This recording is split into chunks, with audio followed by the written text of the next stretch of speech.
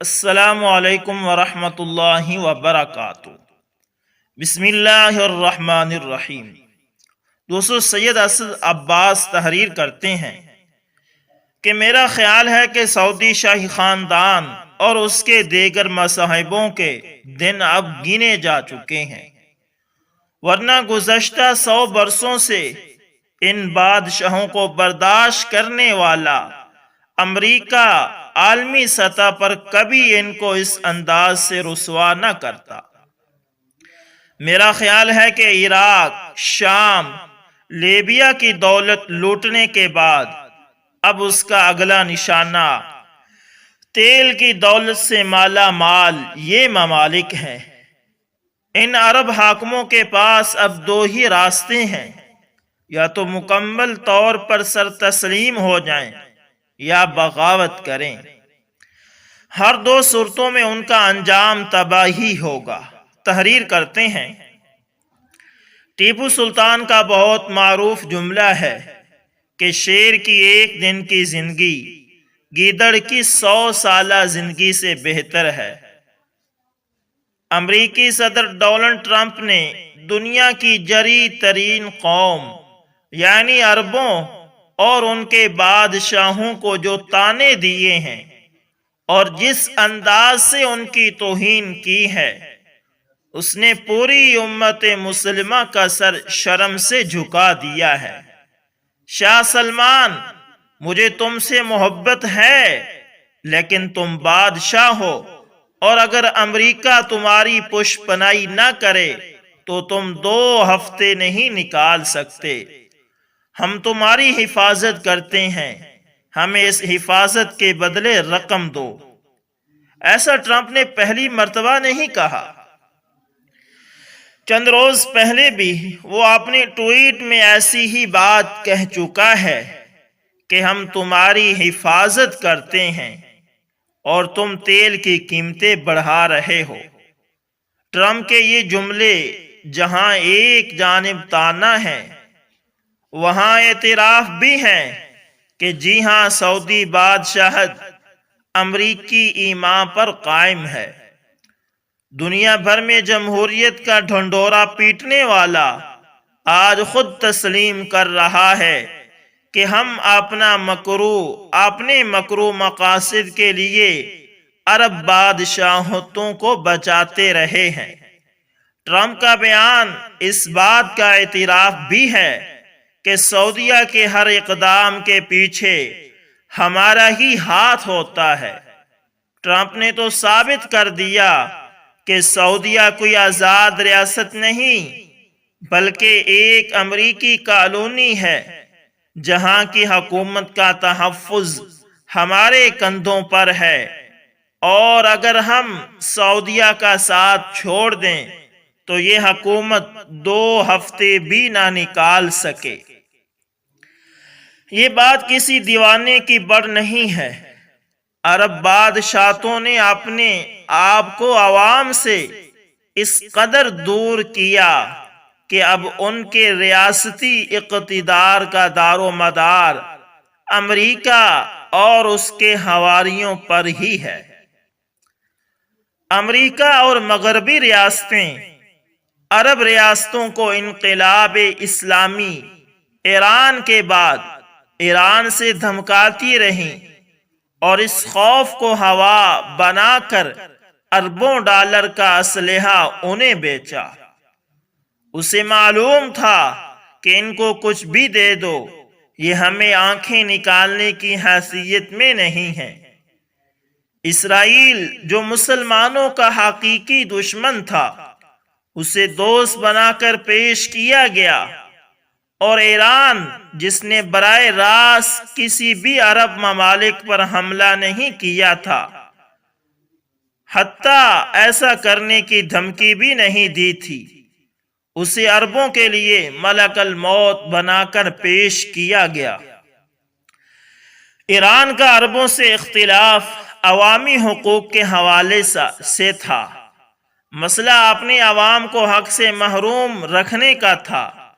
خواہ عرب حکمران جس قدر بھی برے تھے، ایران نے کبھی نہیں کہا کہ ہم ان کے ملک پر حملہ کریں گے یا ان پر قبضے کا ارادہ رکھتے ہیں، لیکن ان عرب حکمرانوں کو شوق تھا کہ خود ہی آبیل مجھے مار کی گردان دہراتے رہے اور اپنی عوام کو بھی ایران اور فوبیا سے دوچار کرتے رہے۔ کل کی بات ہے، محمد بن سلمان ایران کو دھمکیاں دیتا ہوا نظر آیا۔ ایرانی نظام کو اپنے لیے خطرہ قرار دے رہا تھا، بجائے اس کے کہ اپنے مسائل کو حل کرتے، اپنے عوام پر پابندیوں اور سختیوں کا خاتمہ کرتے، یمن پر جارحیت کا خاتمہ کرتے، ایران کو دھمکانا شروع کر دیا۔ اقتدار کے نشے میں یہ اس بات کو بھول گئے کہ جس پر انحصار کر کے یہ سب باتیں کر رہے ہیں، کل وہی ہمیں آنکھیں دکھا سکتا ہے۔ اس وقت ہمارے پاس رائے فرار بھی کوئی نہیں ہوگی۔ جب سے ٹرمپ نے شاہ سلمان کے بارے یہ بیانات دیے تھے، اس وقت سے لے کر تا دم تحریر کسی بھی عرب حکمران کو اتنی جرت نہیں ہوئی کہ اس بیان کی مذمت ہی کر دے۔ ان کی غیرت نے جوش مارا ہے یا نہیں؟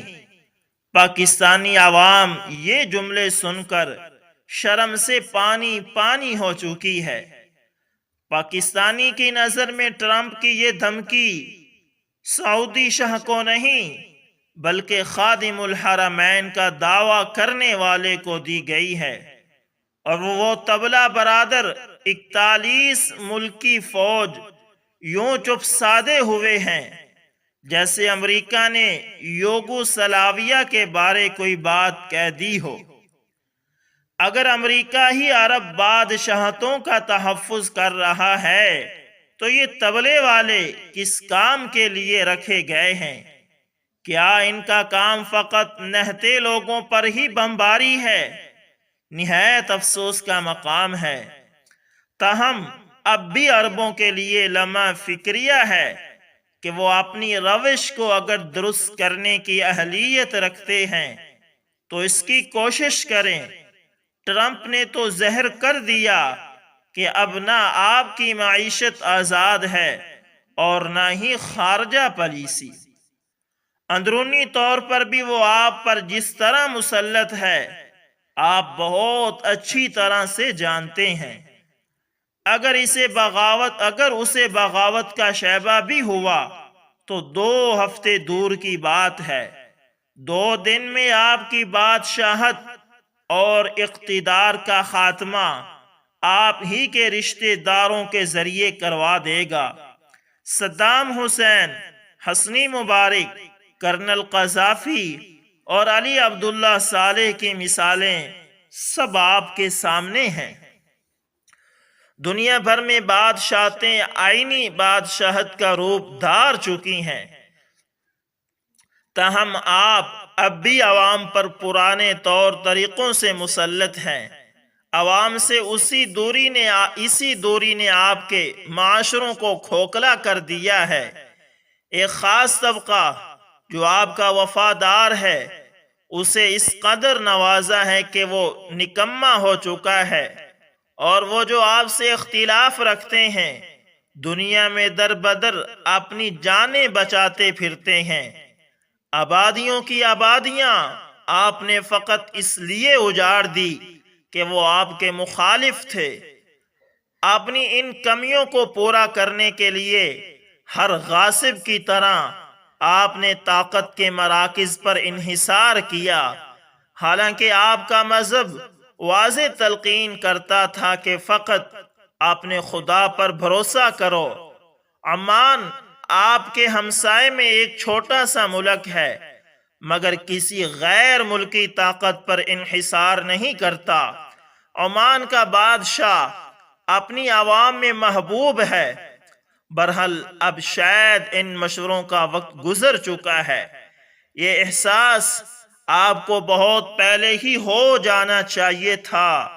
اب تو آپ کے پاس ٹرمپ کے حکم کو تسلیم کرنے کے علاوہ کوئی چارہ نہیں رہ گیا۔ اپنے اقتدار کو بچانے کے لیے آپ نے ہر امریکی حکم پر سر تسلیم خم کیا۔ عراق کے خلاف جنگ، یمن پر چڑھائی، اسرائیل سے دوستی، فلسطینیوں کی حمایت سے پہلو تہی، فلسطین، کشمیر میں انسانی حقوق کے خلاف اس کی خلاف ورزیوں پر خاموشی، برادر اسلامی ملک ایران کے خلاف ہرزہ سرائی، مصر میں ڈاکٹر مرسی کی حکومت کا خاتمہ اور سیسی کی تعیناتی، سوویت یونین کے خلاف جنگ میں سرمائے اور جوانوں کی فراہمی، شام پر حملوں کے لیے ہر طرح کا تعاون، لیبیا پر حملوں میں مدد، دنیا میں شدت پسندانہ سوچ کو رواج دینا، شدت پسند گروہوں کی مالی امداد اور ان کی مذہبی پشپنائی، اپنے معاشرے کی بے راہ روی اور تنزلی۔ اب جب سب کچھ برباد ہو چکا تو اکڑ کیسی؟ اب یقیناً ٹرمپ آپ سے یہی کہے گا کہ تم 2 ہفتے نہیں نکال سکتے، اقتدار کو مزید آگے بڑھانا ہے تو ہمیں پیسے دو اور ہمارے ہر حکم کو مانو۔ میرا خیال ہے کہ سعودی شاہی خاندان اور اس کے دیگر مصاحبوں کے دن اب گنے جا چکے ہیں، ورنہ گزشتہ 100 برسوں سے ان بادشاہتوں کو برداشت کرنے والا امریکہ عالمی سطح پر کبھی ان کو اس انداز سے رسوا نہ کرتا۔